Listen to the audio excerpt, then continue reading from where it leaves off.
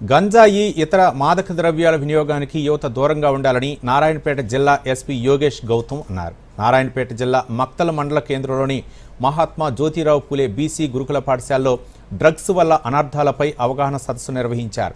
ఈ సందర్భంగా ఆయన మాట్లాడుతూ ఎవరైనా డ్రగ్స్ వినియోగించినా విక్రయించినా తమకు సమాచారం అందించాలని ఎస్పీ సూచించారు.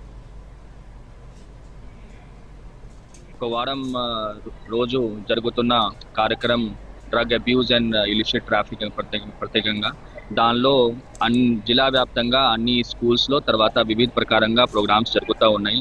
ఈ క్రమంలోనే ఈరోజు నారాయణపేట్ మక్తల్ స్కూల్లో ఇక్కడ డ్రగ్ రిలేటెడ్ అవేర్నెస్ ప్రోగ్రామ్స్ పెట్టడం జరిగింది. ఈ డ్రగ్స్ అనేది దానివల్ల ఏం లాభాలు తర్వాత హాని ఏమున్నాయో దాని డ్రగ్స్ అనేది ఏంటి దానికి సంబంధించి ప్రత్యేకంగా అన్ని ఏవి నేచురల్ డ్రగ్స్ తర్వాత కెమికల్ డ్రగ్స్ అనేది ఏమి ఉంటుంది అవన్నీ అవగాహన ఇవ్వడం జరిగింది.